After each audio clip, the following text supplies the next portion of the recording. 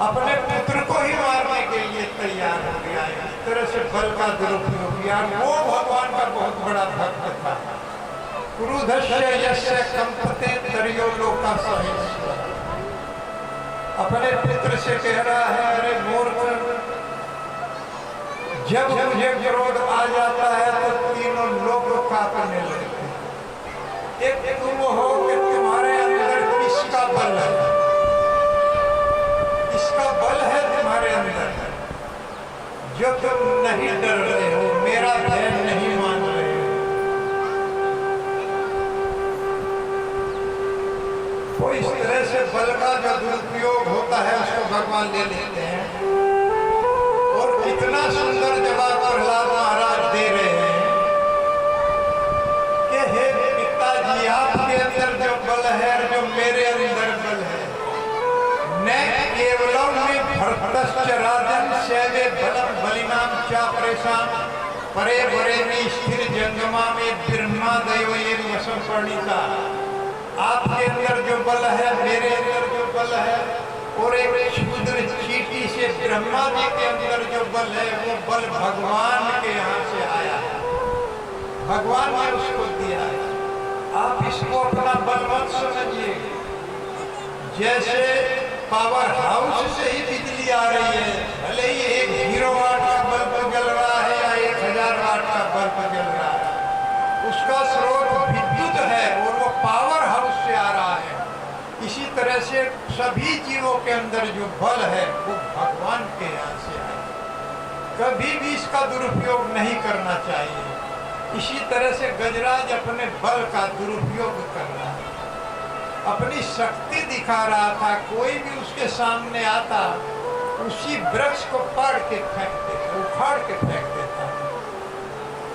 तो तब प्यास ने सताया तो उस सरोवर की तरफ चला गया। सरोवर में जाकर के पहले अपने आप स्नान किया। स्नान करने के बाद में पानी पिया और अपनी थकान को दूर किया। लेकिन यहाँ भी उसको शांति नहीं मिली। सैफ पुष्करेणादि धरत शीक्रो अम्बु निष्पयान सकरन अन्यथा ग्रही घृणी करेणु करभाष्य दुर्मदो नाचाष्ट कृष्ण कृपणो अजमाया। उसे भगवान की माया शक्ति से वो विहीन हो गया, उसे कोई परवाह नहीं थी। जल के अंदर अपने आप नहाया, ठीक है, पानी पिया, वो भी ठीक, लेकिन उसके बाद अपने बच्चों को नहलाने लगा, अपनी पत्नियों को सूंड में पानी भर भर के नहलाने लगा और पानी के अंदर उत्पात मचाने लगा। अगर हम कहीं गंगा जी में स्नान करने के लिए किसी स्थान पर जाएं तो बड़ी शांति के साथ में स्नान करना चाहिए, उत्पात नहीं मचाना चाहिए।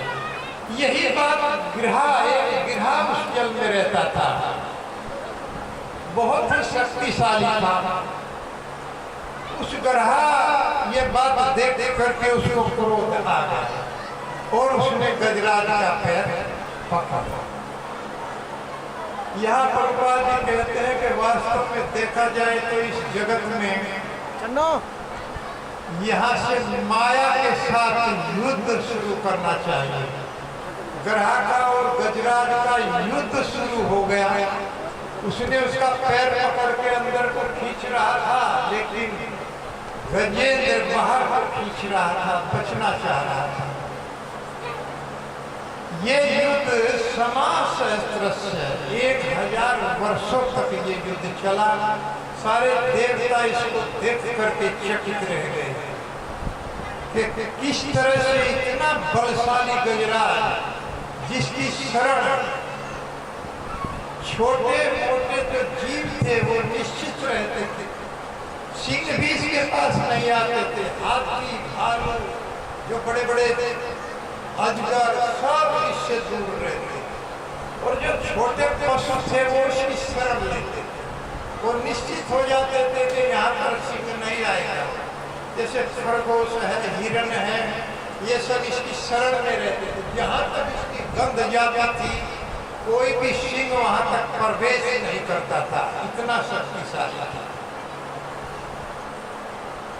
वो सब ये जानते थे कि यहाँ पर जो है सिंह नहीं आया, तो छोटे पशु थे, निर्बल पशु थे, वो इसकी शरण ग्रहण करते थे। इसी तरह से हम लोगों को भी ध्यान रखना चाहिए, इस तरह से हम लोग अपने शत्रु पर विजय पा सकते हैं।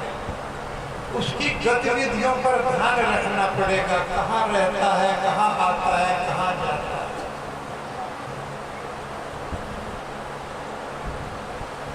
अब कालिया नाग थे तो उनको गरुड़ जी से हर समय खतरा रहता था, लेकिन वो गरुड़ जी की कमजोरी को जानते थे कि यमुना सरोवर में वो नहीं जा पाएंगे, इसलिए यमुना सरोवर में कालिया नाग शरण लेता, क्योंकि शोभरी ऋषि का साथ लगा हुआ था गरुड़ जी को, अगर यहाँ पर आओगे तो भस्म हो जाओगे। एक बार दोनों में युद्ध हुआ तो गरुड़ जी ने बाएं पंख से प्रहार किया, कालिया नाग के मुख से खून बहने लगा, तो तुरंत दौड़ करके उसी स्थान पर शरण लिया। जब गरुड़ जी ने देखा अरे ये तो इस स्थान पर आ गया, मैं जा नहीं सकता, तो वापस हो, अर्थात सुरक्षित हो। इस तरह से हमको भी अपना जो शत्रु है उससे किस तरह से बचा जा सकता है। तो सबसे बड़ा शत्रु हमारा कौन है? भगवत गीता में भगवान बताते हैं कि काम ऐस, क्रोध ऐस, रजोगुण, समुद्भवा, महासनो, महापापमा, विद्येहि हम बेरिना। बेरिना सबसे बड़ा बैरी ये काम है जो रजोगुण से उत्पन्न हुआ। वो हमारी कामनाएं और जो वासनाएं प्रबल हो जाती हैं वही हमारी सबसे बड़ी शत्रु है।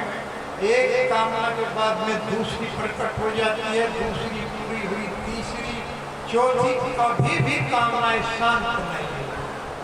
यही हमारी सबसे बड़ी शत्रु है।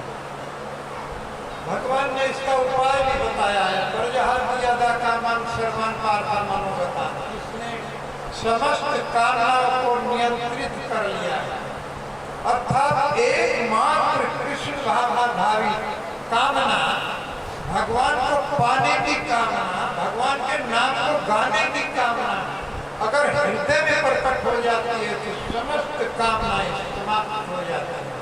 विहाय कामान यह सर्वान कुमान चरती निष्प्रहा।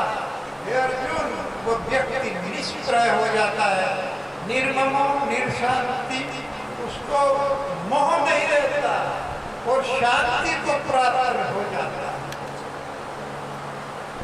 ऐसा व्यक्ति जिसके अंदर कामनाओं को हम नियंत्रित नहीं कर सकते हैं, लेकिन मोड़ को दे सकते हैं, कंट्रोल कर सकते हैं। इसी तरह से एकमात्र भगवान की तरफ इन कामनाओं को मोड़ना होगा। और कलयुग में बहुत ही श्रेष्ठ कामनाओं को पार पाने के लिए भगवान के नाम का हरिनाम संकीर्तन। हरे कृष्णा कृष्णा कृष्णा कृष्णा हरे हरे।